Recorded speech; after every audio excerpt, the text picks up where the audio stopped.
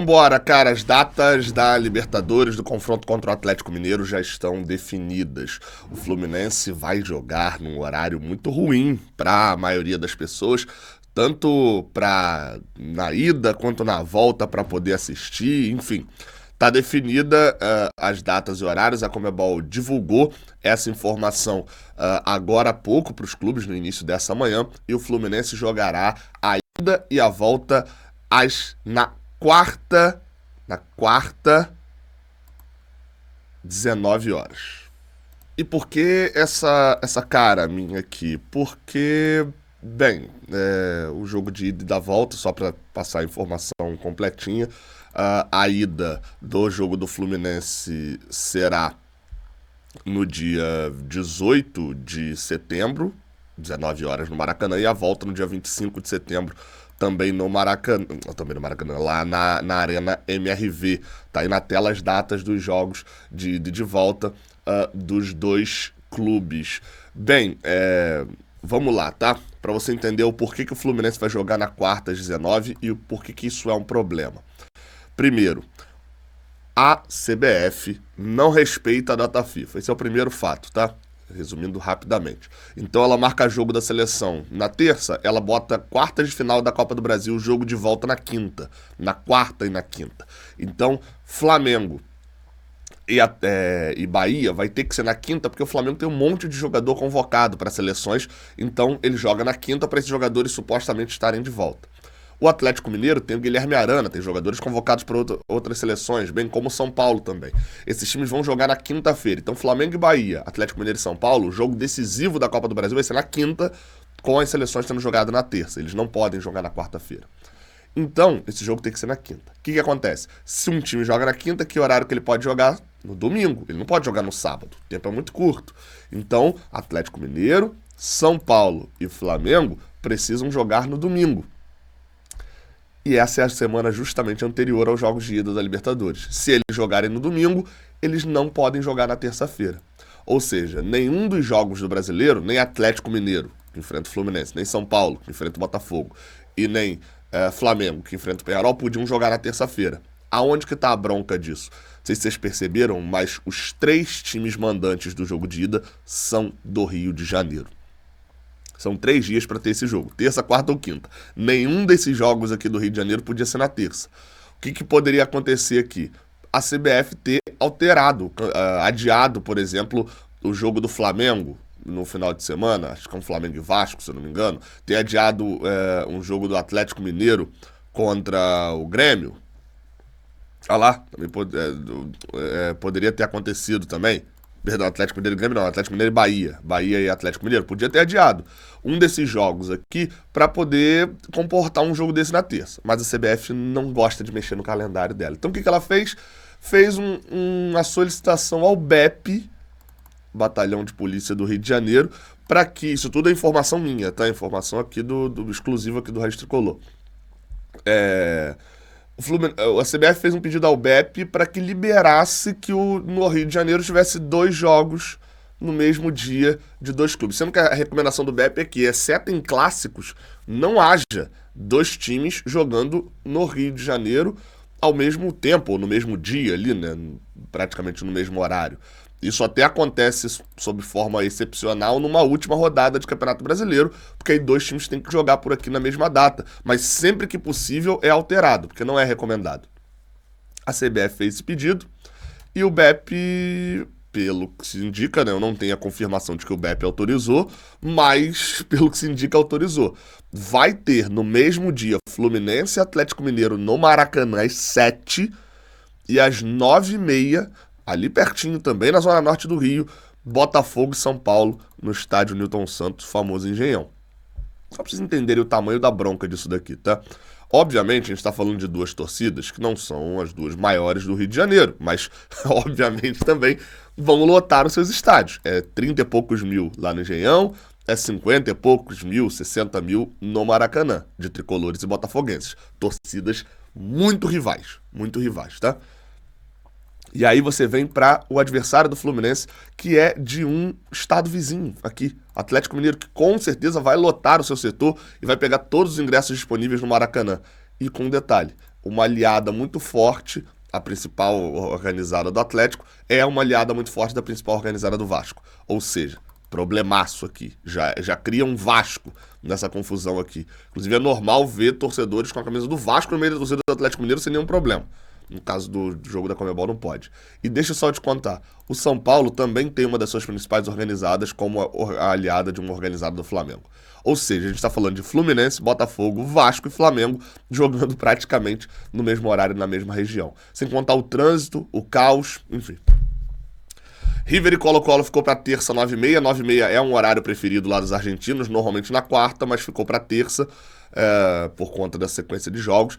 E Flamengo e Peñarol ficou para quinta, 7 da noite. Tem Rock in Rio nesse mesmo dia, então provavelmente é para alinhar ali o transporte público também. E os jogos de volta são nos estádios invertidos, mas nos mesmos horários. Para falar de transmissão, tá?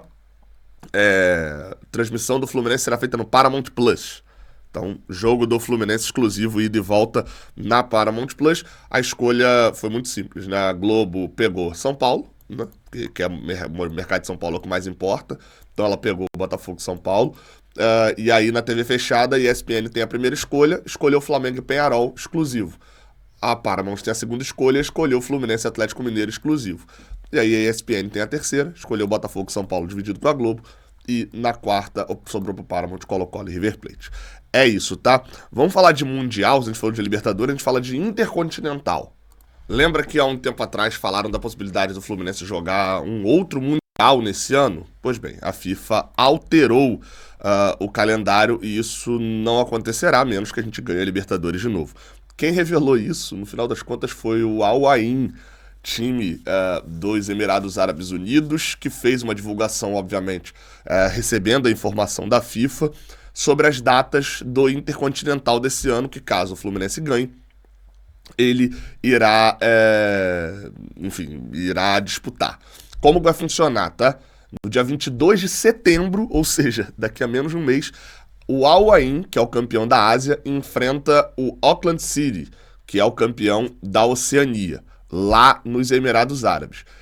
Quem vencer disso daqui, Al Ain ou Auckland City, vai ser o Al Ain, tá?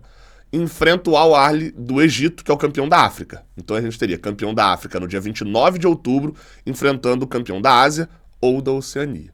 E quem ganhar disso daqui, né, Al Ahly, Auckland e Al Ain, vai enfrentar quem ganhar de campeão da Libertadores contra Pachuca do México, que é campeão da CONCACAF. Esse jogo acontecerá no dia 11 de dezembro. Você vê que a intenção da FIFA era ter esses confrontos antes, ó. 29 de outubro, era que esse confronto fosse antes, mas a Libertadores só termina no dia 30 de novembro. Por isso, o campeão da Libertadores vai no dia 30 ganhar, e no dia 11 de dezembro, que curiosamente após a primeira data, após o Campeonato Brasileiro, é numa quarta-feira, com o mando da Conmebol, ou seja, se o Fluminense for campeão da Libertadores, ele recebe o Pachuca no Maracanã. E aí, com esse jogo contra o Pachuca aqui, se o Fluminense vencer, enfrenta o vencedor de Al Ahly, Al Ain e Auckland City lá, que vem do outro lado. Aí no dia 14 de dezembro, e aqui pelo visto ainda não tem lugar definido, olha só, em 3 dias depois, vai ter o confronto entre o vencedor aqui do lado do Fluminense, o vencedor deles, como eu falei, o jogo 3 e o jogo 2, mas ainda não tem lugar definido, 14 de dezembro. Mas será no mesmo lugar onde terá a final, no dia 18 de dezembro, entre Real Madrid e o vencedor dessa galera toda aqui. Onde será que vai ser esse Mundial, hein? Que loucura, não tem nem data definida ainda. A FIFA é uma CBF que fala inglês. Olha só, vamos para notícia aqui para poder fechar esse vídeo sobre Cauã Elias, tá? Matéria do Diário AS, uma matéria em espanhol. O Diário AS é um diário europeu, feita pelo jornalista Eduardo Burgos Rodrigues, de que briga pelo novo Endrick, Cauã Elias. Conforme apurou o AS, várias equipes espanholas contactaram Cauã Elias para testar a sua contratação nesse verão. Lembrando que eu botei para traduzir no Google Tradutor automático, por isso a tradução para português europeu. Chama a atenção aqui notícia dizendo que o Fluminense avaliou sua joia em 15 a 20 milhões de euros. Acho muito difícil que o Fluminense tenha avaliado, mas aqui diz que Real Sociedad e Chelsea perguntaram sobre a situação do jovem atacante do Fluminense, tá? Diz aqui que ó, a disputa pelo Cauã não vai ser fácil, clubes como Barcelona ou Valência estão acompanhando o desenvolvimento, ou seja, Barcelona, Valência, Real Sociedade e Chelsea, um monte de time que está acompanhando. Não sei, embora não sejam os únicos, o Fluminense não quer se desfazer, no entanto indicam que uma oferta entre 20 milhões fixo e variável poderia fazê-los mudar de ideia. Eu confesso, tá? Com todos os tempos que eu acompanho de negociações feitas pelo Fluminense, eu acho muito difícil que uma negociação tão incipiente no momento, o que é incipiente? Tão no início, já tenha sido dado valor dessa maneira, tá? Que o Fluminense tenha sinalizado qual o valor que quer receber pelo Cauã Elias sem nem ter iniciado a negociação. E por que eu tô falando isso? Porque às vezes, dentro de uma negociação, o Fluminense, por exemplo, pelo André, manifestou, olha, 30 milhões de libras vocês levam. E aí, ok, a negociação já estava no curso, já estava ali, cada um fala seu valor, etc.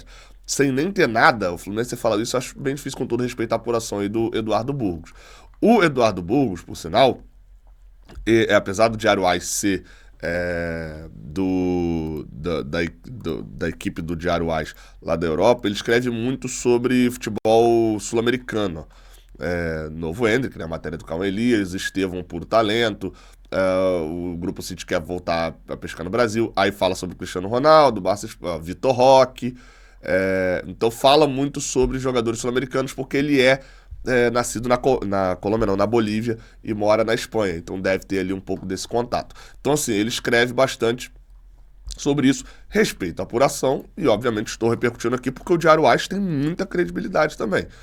Cauã Elias já começa a pintar a matéria assim. A gente sabe que quando começa a pintar matéria assim na Europa também, é porque tem empresário já, seja intermediário de olho nele, seja empresário dele de olho na Europa. Enfim, tá? É essa análise que eu faço. Começou a pintar matéria, é pra gente abrir o olho, pelo menos, tá? Não esquece de deixar um like aqui embaixo, se inscrever aqui no canal. Tamo junto, até a próxima, valeu!